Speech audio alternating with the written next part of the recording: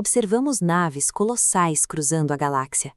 Vemos guerreiros usando escudos de energia cinética e soldados disparando armas a laser capazes de cortar aço. Mas, se você inspecionar o interior dessas máquinas gigantescas, não vai encontrar um único computador. Não existem sistemas de inteligência artificial, telas digitais de navegação ou sequer um smartphone. As grandes guerras políticas são resolvidas em combate corpo a corpo, com espadas curtas. Os registros do imperador que domina o universo conhecido são escritos e mantidos em folhas de papel físico. Seja muito bem-vindo ao canal Aprende Aí. A origem desse apagão digital está gravada nas páginas da Bíblia Católica Laranja, o texto sagrado que rege esse império milenar. O livro impõe um mandamento absoluto: não farás nenhuma máquina que se assemelhe à mente humana. Proibir qualquer espécie de processador ou inteligência artificial gera um problema logístico severo. Sem algoritmos, calcular a rota interestelar de uma nave de carga ou administrar os recursos de dezenas de milhares de planetas se torna fisicamente impossível.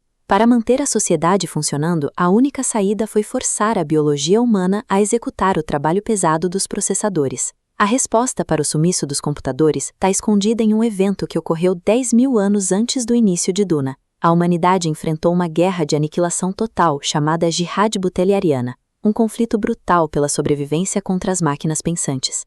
Nos séculos anteriores ao confronto, a civilização humana havia se espalhado por diversos sistemas solares, mas entrou em estagnação. As sociedades delegaram suas tarefas mais básicas e complexas aos sistemas automatizados, perdendo a ambição enquanto se tornavam escravos de sua eficiência tecnológica.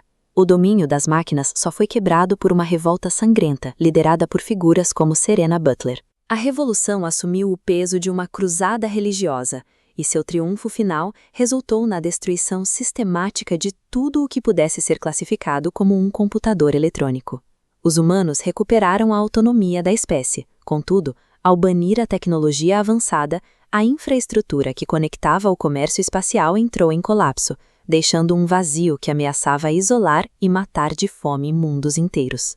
A primeira resposta para preencher esse vazio foi o desenvolvimento de disciplinas de treinamento mental extremo. Surgiram os mentats, indivíduos condicionados através de técnicas rigorosas para operar como supercomputadores vivos. Eles absorvem montanhas de dados e resolvem lógicas de alta complexidade puramente através da cognição humana.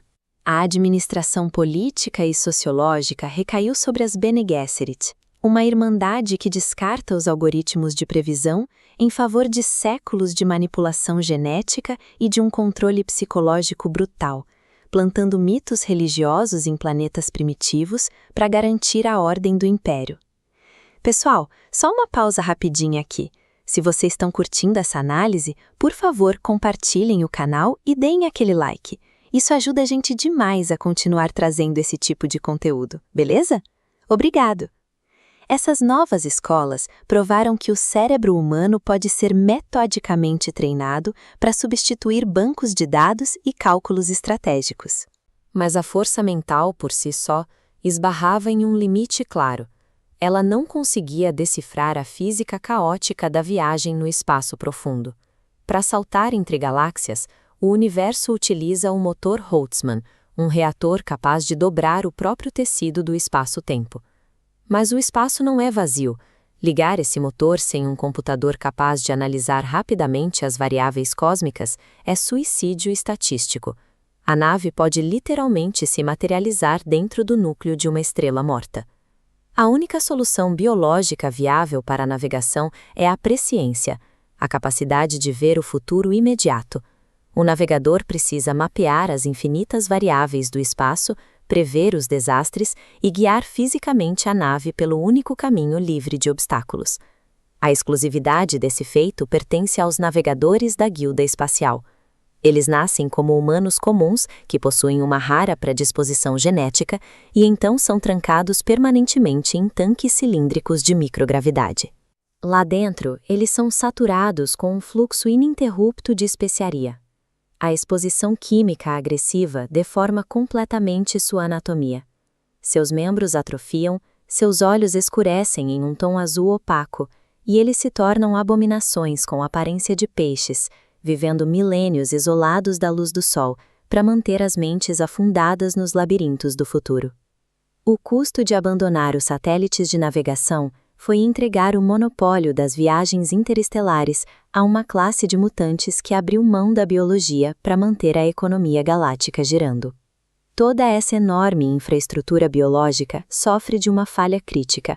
A lógica absurda dos Mentates, a clarividência das Bene Gesserit e as dobras espaciais da Guilda dependem inteiramente do consumo crônico de uma única droga de performance, a especiaria melange. Essa substância não pode ser fabricada em laboratórios corporativos. Todo o império humano, espalhado por milhares de galáxias, depende da coleta manual nos desertos mortais de um único planeta, Arrakis.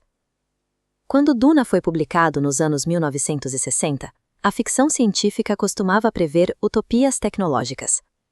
Nomes como Isaac Asimov moldaram a ideia de que robôs obedientes serviriam pacificamente à humanidade, resolvendo nossos problemas e elevando nosso padrão de vida.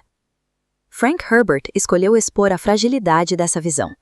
Para ele, delegar tarefas às máquinas não liberta o indivíduo. Em vez disso, a automação crônica atrofia nossas capacidades naturais, retirando a urgência da evolução e tornando o homem perigosamente passivo. Escrevendo no ápice das primeiras grandes questões ambientais e nucleares, Herbert usou a raridade da especiaria para nos alertar.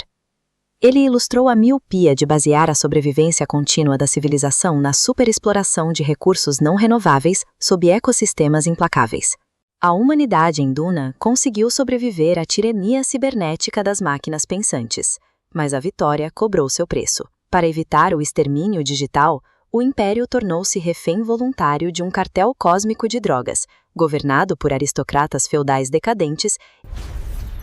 Gostou? Então já deixa o like, se inscreve no Aprende Aí e vem aprender com a gente.